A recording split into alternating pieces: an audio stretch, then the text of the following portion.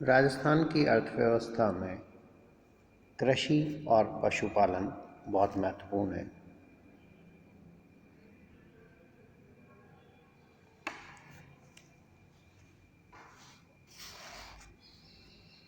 कृषि और पशुपालन दोनों के लिए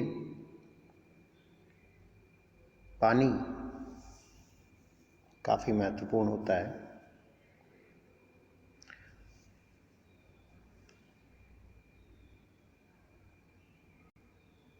जनसंख्या में जैसे जैसे वृद्धि हुई है, पानी की आवश्यकता सभी कार्यों के लिए बढ़ी है। औद्योगिक विकास के लिए भी पानी की आवश्यकता होती है। राजस्थान में अकाल की समस्या बड़ी समस्या है।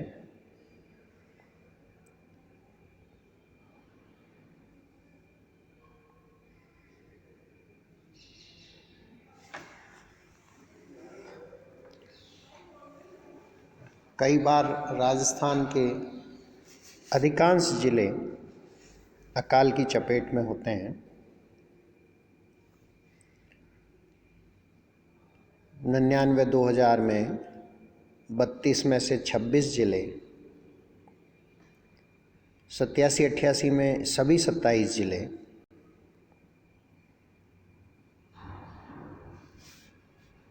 अकाल से प्रभावित रहे।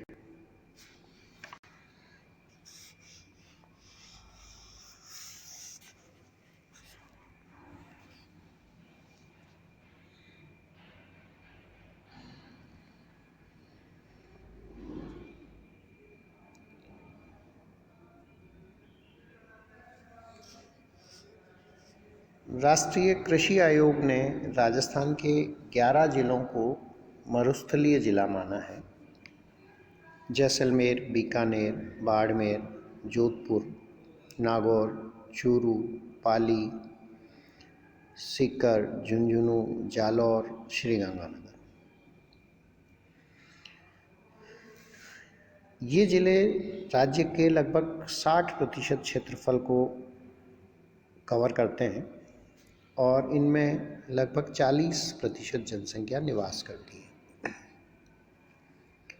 इस क्षेत्र में वर्षा का औसत बहुत कम है। गर्मी तेज होती है।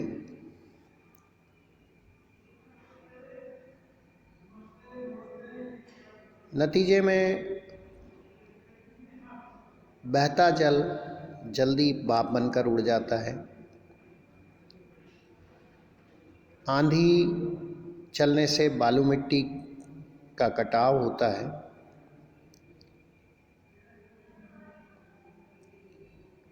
ऐसे में इन जिलों में अकाल की स्थिति ज़्यादा होती है। अकाल का प्रभाव मनुष्य और पशु दोनों पर पड़ता है।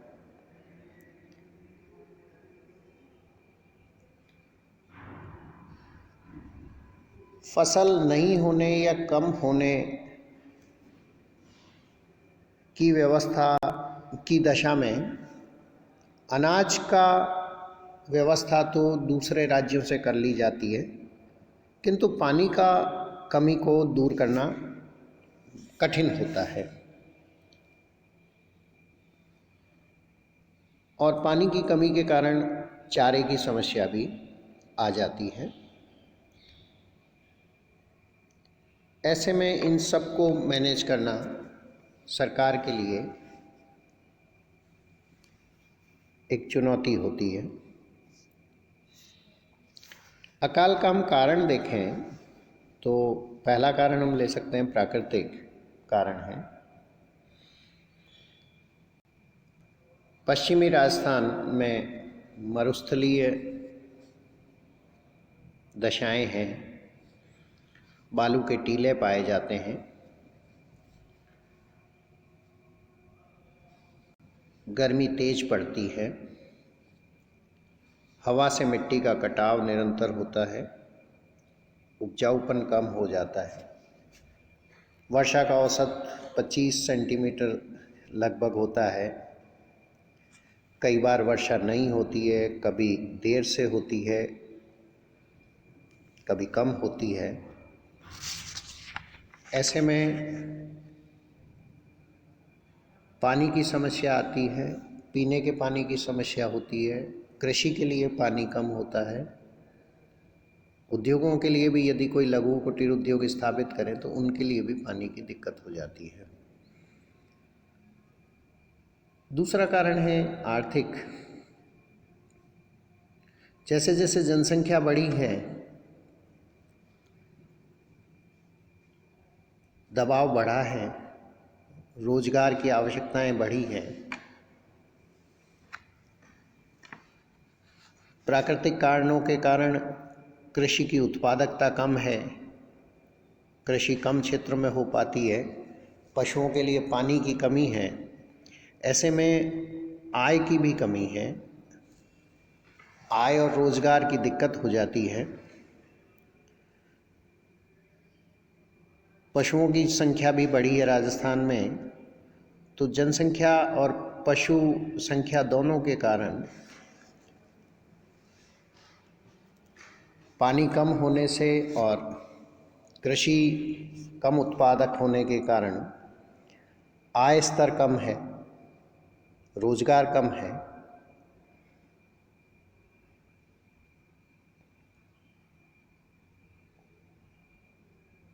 ऐसे में आर्थिक हालात और खराब हो जाते हैं। तीसरा कारण हम सामाजिक ले सकते हैं कि जितनी भी वनस्पति है, यद्यपि वो कम है, उसमें भी पेड़ों को बड़ी मात्रा में काटा गया है। अनियंत्रित चराई के कारण मिट्टी के कटाव की समस्याएं आई हैं।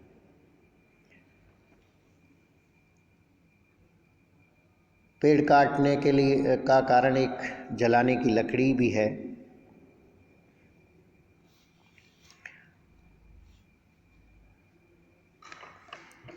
ऐसे में पारिस्थितिकी असंतुलन की दिक्कत भी है।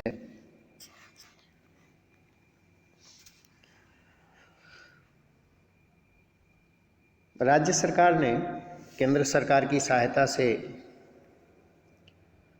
अकाल से निपटने के लिए विभिन्न उपाय हमेशा किए हैं।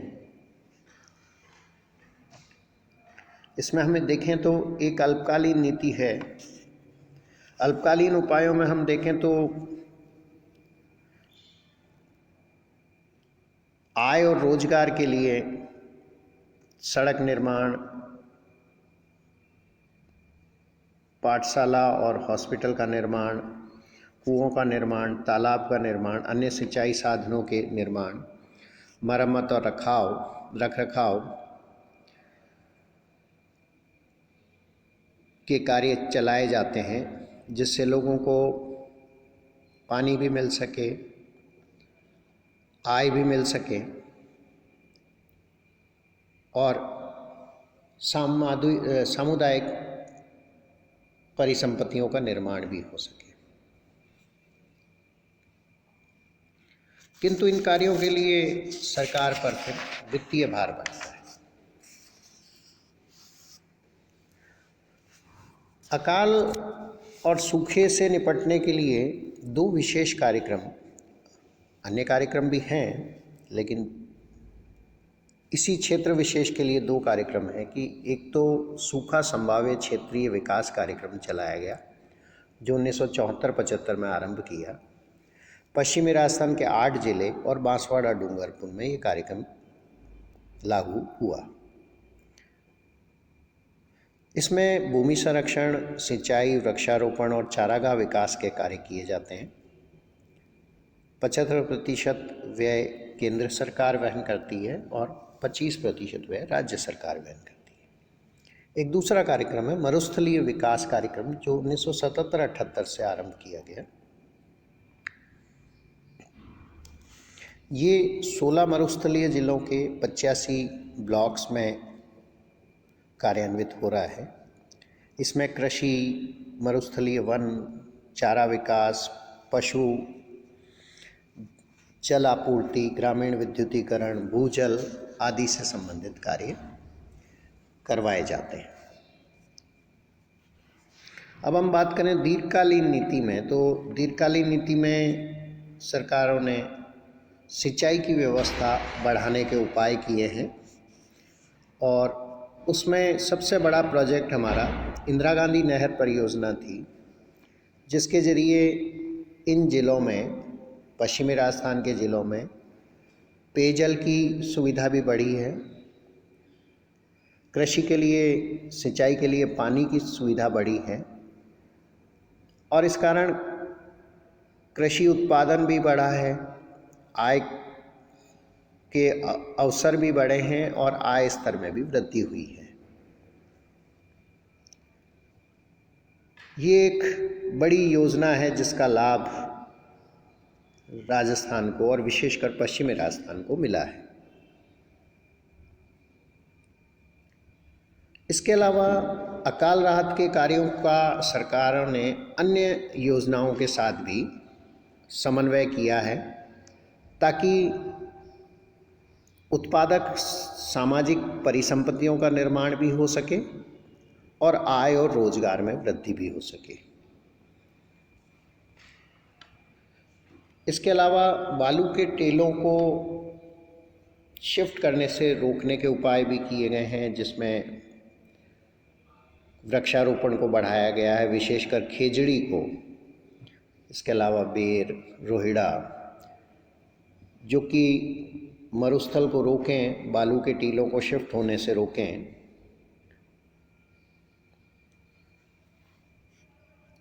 इसके अलावा लूनी नदी के क्षेत्र के विकास का कार्य भी चलाया गया, जिसके जरिए सिंचाई, वृक्षारोपण, सड़क, भवन निर्माण आदि कार्य करवाए जा रहे हैं। किया गया कि गैर कृषि कार्यों को भी बढ़ाया गया ताकि पानी की कमी की दशा में व्यक्तियों की आय और रोजगार बना रह सके और ऐसे में लघु कुटीर उद्योगों का विकास का प्रयास भी किया गया है। लघु कुटीर उद्योगों की बात हम अलग से चैप्टर में करेंगे।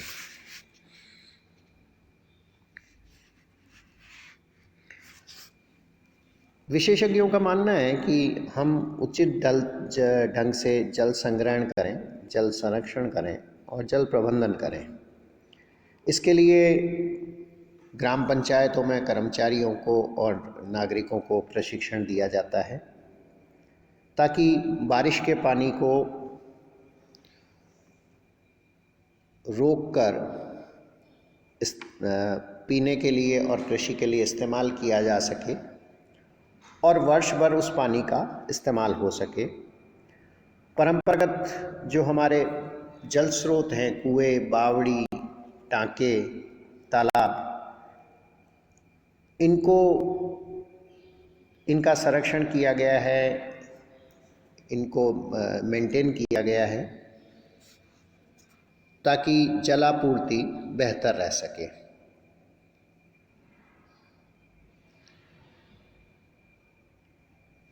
इसलिए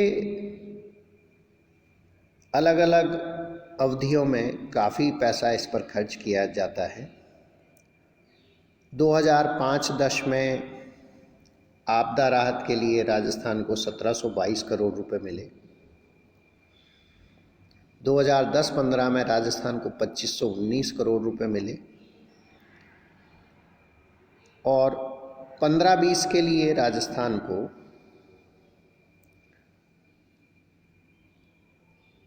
लगभग 10% आपदा राहत का हिस्सा प्राप्त हुआ, जो कि